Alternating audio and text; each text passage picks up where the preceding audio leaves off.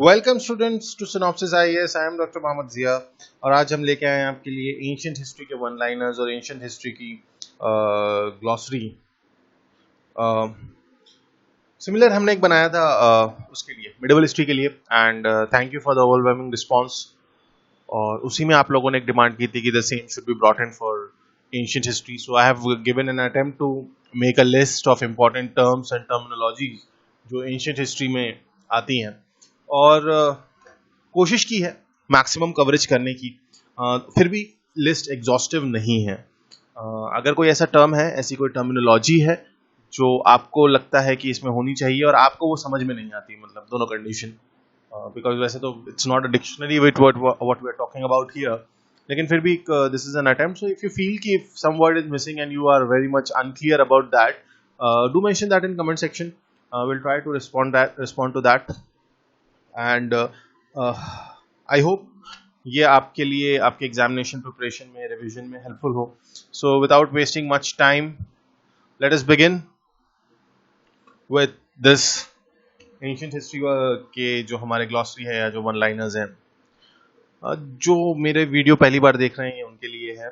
This is about my self, and I have done my masters, post graduation and doctorate from Aligarh Muslim university. Then I have like research experience, teaching experience I have of more than 7 years, which includes working for NCRT at Regional Institute of Education, Bhopal. Apart from that, as far as in UPSC mentorship is concerned, I am working with many of the coaching institutes of India. So this is about myself. आगे बढ़ते हैं, start करते हैं, शुरू करते हैं हमारा जो मेन पार्ट है, दैट इज द ग्लॉसरी और द वन लाइनर्स। सबसे पहले हम बात करते हैं, यहाँ से हम शुरू करते हैं। आई ट्राइड कि इसको अल्फाबेटिकल ऑर्डर में ही रखा जाए। So number 1 is Agrahara. Agrahara उस लैंड को या उस विलेज को कहते थे जो कि राजा द्वारा गिफ्ट कर दिया जाता था। इट वाज अ लैंड और village gifted bye the king. फिर अलवर्स। अलवर्स जो वैष्णवाइट सेंट्स थे इस अर्ली मिडिवल साउथ इंडिया में, अलवर्स उन्हें कहा जाता था। देन अपभ्रंशा, ये एक प्राकृत लैंग्वेज की डेवलपमेंट स्टेज से रिलेटेड है, और फर्स्ट मिलेनियम में up to the end of, आप ये कह सकते हैं कि वहां तक जो डेवलपमेंट हुआ प्राकृत लैंग्वेज का, ये उसकी बात कर रहे हैं। Then Aranyakas. Aranyakas is the forest book. It is the part of the Vedic corpus. तो वेदास को जब आप देखोगे तो वेद है, उपनिषद है, श्रुति है, अरण्यका है। ये वैदिक वेदास और जो वैदिक कॉर्पस है या जो कलेक्शन ऑफ बुक्स है उसमें है। तो जो उसमें जो फॉरेस्ट बुक्स हैं उसे क्या कहा जाता है? अरण्यका। देन भिक्खु। भिक्खु जो है पाली लैंग्वेज में भिक्खु कहा जाता है, संस्कृत में उसे भिक्षु कहा जाता है। तो जो भिक्षा लेके अपना जीवन व्यतीत करते हैं उन्हें जनरली बुद्धिज्म में आपको मिलेगा। तो जो भिक्षा लेके अपना जीवन व्यतीत करते हैं उन्हें भिक्खु या भिक्षु कहा जाता है। एग्जाम में अगर आ जाए भिक्खु लिखा हुआ तो प्लीज कंफ्यूज मत होइएगा, क्योंकि कई बार ऐसा होता है प्राकृत के या पाली के अल्फाज जो हैं वो कंफ्यूज करने के लिए इंसर्ट कर दिए जाते हैं। फिर हम बात करते हैं ब्रह्मचार्य की। ब्रह्मचार्य बेसिकली इट्स सेलिबेसी। जब सारे चीज़ों का त्याग करके इंसान ज्ञान की तलाश में जाता है तो उसे ब्रह्मचार्य कहते हैं, और ये भी it's a phase of studenthood in the ashram scheme. Then Brahmadeya, land gifted to Brahmans generally by the king. So when this agrahara is like gifted to Brahman, that is known as Brahmadeya. फिर आता है गर्भगृह। गर्भगृह is the inner sanctum of a temple, जहाँ पे आपने मंदिर में देखा होगा कि मंदिर का एक छोटा सा पार्ट सेंटर में होता है, इन जनरल अंदर की तरफ होता है, जहाँ पे जिस भी देवी देवता का वो मंदिर है उनकी मूर्ति या उनका जो है वो फोटो या जो भी आइडोलेट्री पार्ट है वो रखा होता है। फिर गृहस्थ। तो गृहस्थ मीन्स हाउस होल्ड स्टेज। जैसे ब्रह्मचार्य जो है वो सेलिबेसी स्टेज है, वैसे ही गृहस्थ जो है वो हाउस होल्ड स्टेज है। देन जनपद। जनपद, जब आप एंशिएंट हिस्ट्री में अर्बनाइजेशन की तरफ हम बढ़ते हैं, हम अर्बनाइजेशन देखते हैं, तो वहां पे आपको दिखेगा कि आफ्टर दिस वैदिक एज आपको जनाज, पहले सबसे पहले जनाज बनते हैं, फिर वो जनाज जो है वो कंबाइंड होकर जनपदा बनाते हैं, और फिर लेटर ऑन 6th सेंचुरी के आसपास, 6th सेंचुरी BC के आसपास ये जनपदास जो हैं ये महाजनपदास में कन्वर्ट होते हैं. They are like the larger size. Jataka, it is one of the 15 books of the Khuddaka Nikaya containing stories of the previous birth of Buddha.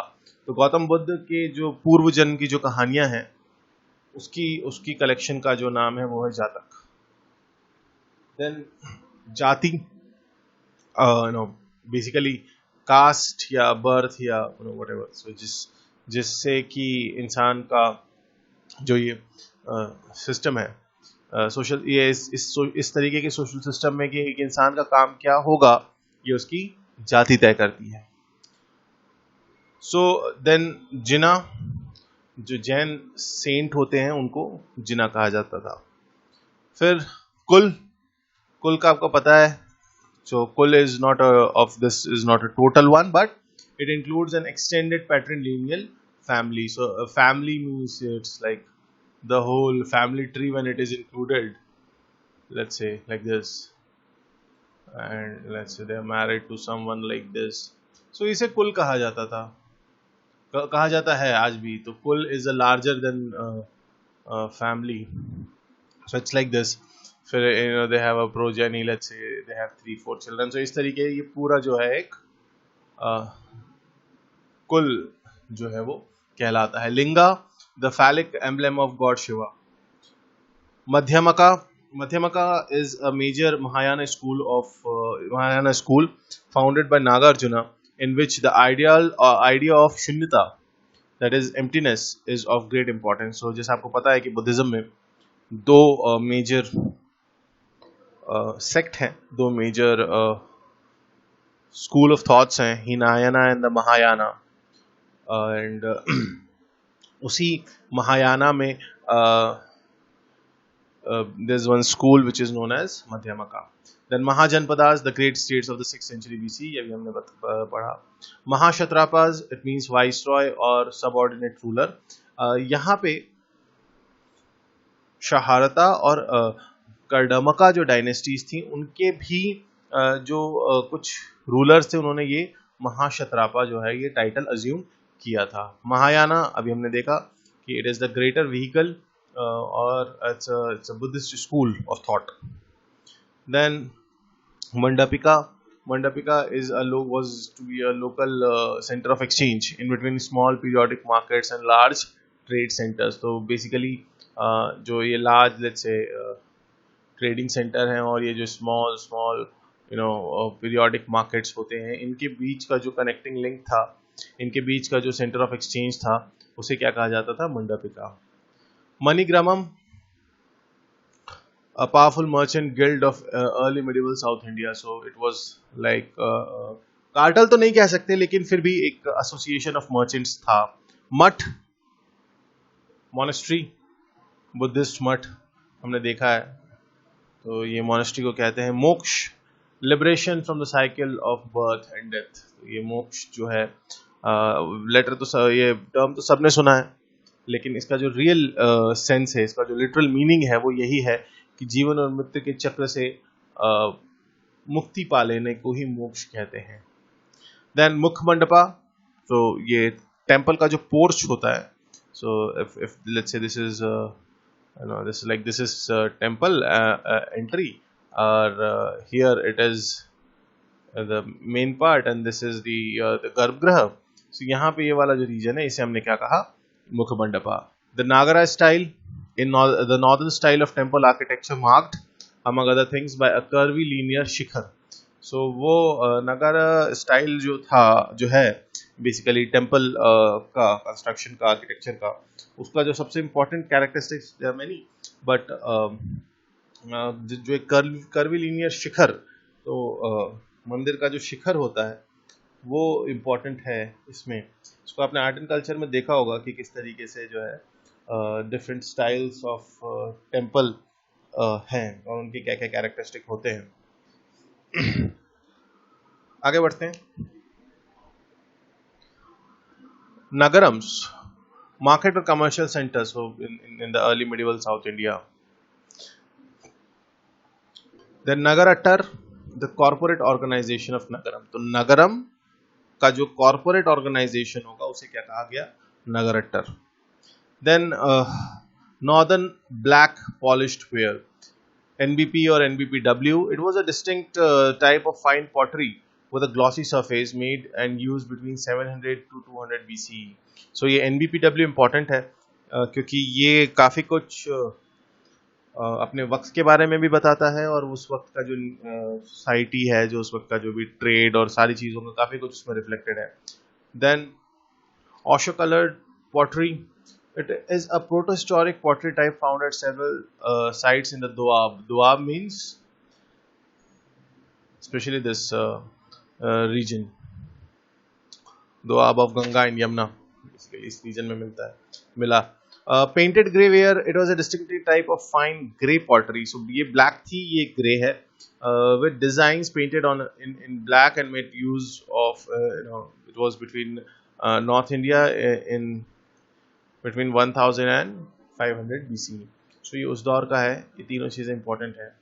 Paramitas, it was perfections whose attainment led to Bodhisattva path, a Mahayana idea. So ये भी पारामिता जो है ये एक Mahayana sect का या Mahayana school of thought का idea है जो बात करता है परफेक्शन की, जो बात करता है attainment which is leading to Bodhisattva.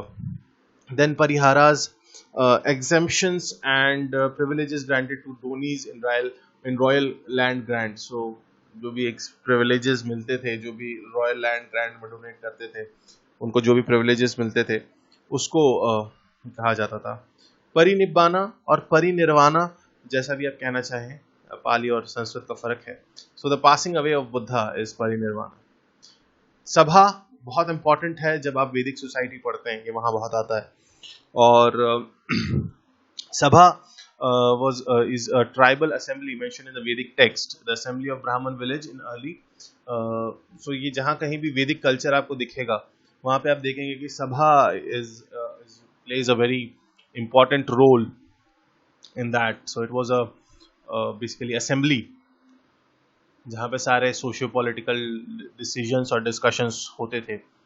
Then samana, a Pali word, is Sanskrit to that is Shramana, means one who strives. Then Samant is a feudatory or a subordinate ruler.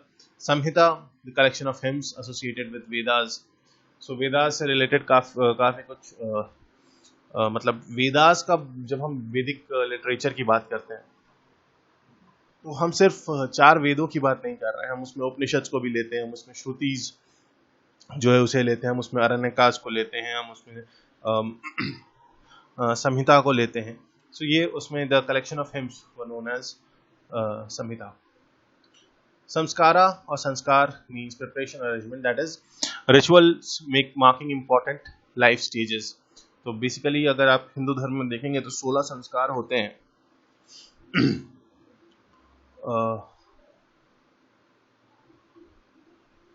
जैसे उपनयन संस्कार है, नामकरण है,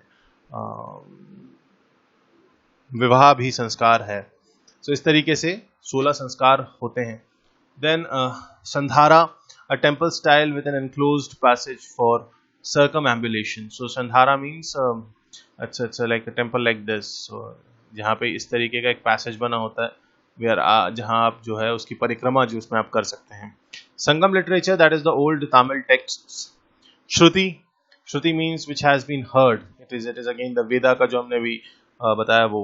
श्वेतांबरा literally white clad Jain sect. Jain में भी 2 तरीके के सेक्ट हैं, the Digambars and the Shwetambars. So Shwetambar is the white clad. Then Smriti, remembered text. जो याद रह जाए, that is Smriti is remembered text. It is a category of Sanskrit texts that includes Vedangas, Puranas, epics, धर्मशास्त्र and नीति शास्त्र. तो ये जितनी चीजें जो remembered text है ये उसमें आते हैं, उसे हम स्मृति कहते हैं. फिर स्त्रीधन, नाम से तो समझ में आ रहा होगा, women's wealth. Various types of movable property given to a woman on various occasions during her lifetime passed from one mother to daughter. So generally ये जो generations का transfer है from here to from one generation to another, and what the movable property उसे हमने क्या कहा, स्त्रीधन. Then स्यादवाद, the doctrine of maybe. इसमें ये भी एक जैन डॉक्ट्रिन है of the partial nature of all statements about reality. So जहाँ पे रियलिटी श्योर नहीं हो उसको इन्होंने कहा. फिर Tevaram, a collection of hymns, part of canon of South India, Shiva bhakti, तिपित sorry this is a different term, this is a different term. Okay, so जो ये तेवरम जो है ये शिव भक्ति, ये जो हमने जैसे स्टार्टिंग में देखा था, वैष्णविज्म और शैविज्म जो है ये दो मेजर कहना चाहिए पाथ थे, जो लेटर ऑन आइडियाज बने भक्ति मूवमेंट में, इनका बहुत बड़ा वो रहा. फिर तिपितका इन पाली इट मीन्स 3 baskets और 3 collections. So the Pali Tipitaka is the canon of Theravada school. So ये भी जैनिज्म में सॉरी बुद्धिज्म में आता है ये. फिर Tirthankar, again a Jain saint. Triratna, Jain saint भी नहीं कह सकते, तीर्थंकर थोड़ा सा सेंट से ऊपर, मतलब जो गुरु थे उनको डिनोट किया जाता था. त्रिरत्न means 3 gems. In Jainism it refers to the path of right faith, knowledge and conduct.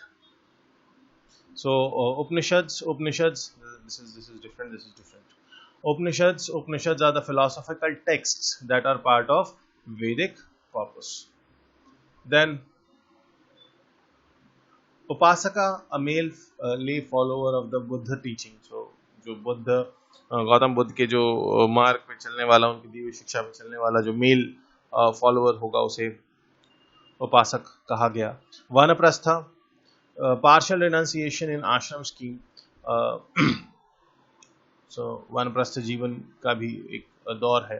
Verna literally means color and the 4 hereditary classes, the ब्राह्मण, क्षत्रिय, वैश्य, शूद्र. ये तो खैर इन डिटेल बताने की कोई जरूरत है ही नहीं. फिर आता है वर्ण समकरा, that is the mixture of varna due to intervarna unions. So like it's a combination of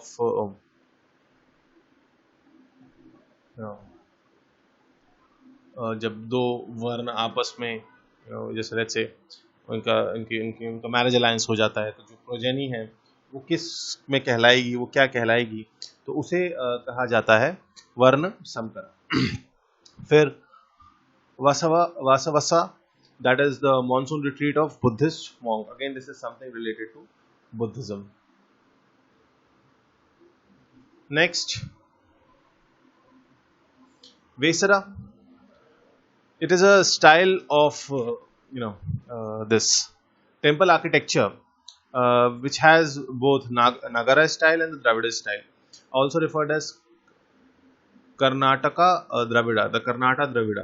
सो ये एक मतलब ब्लेंड है जो दोनों मेजर स्टाइल्स हैं टेम्पल बिल्डिंग के, आर्किटेक्चर के. उसके विहार, तो मठ भी मोनेस्ट्री है, वो विहार भी कहते हैं. Vimana, the sanctum of a temple and its super structure. So the higher structure, the super structure of a temple is called Vimana. The Viragal means the word for a hero stone in Tamil Nadu area. So it's okay. Vaishnavism और विष्णुइज्म. सो शैविज्म में शिव को सबसे supreme माना गया, और Vaishnavism में विष्णु को सबसे सुप्रीम माना गया. और यहीं से दो डिफरेंट सेक्ट्स इन भक्ति जो है आपको वहाँ भक्तिज्म में आपको हमने देखा था. अगर आप भक्तिज्म से रिलेटेड चैप्टर वीडियो देखेंगे तो वहाँ पे आपको दिखेगा कि ये शैविज्म और वैष्णविज्म जो है ये दो मेजर पाथ थे भक्ति मूवमेंट में. यजमान,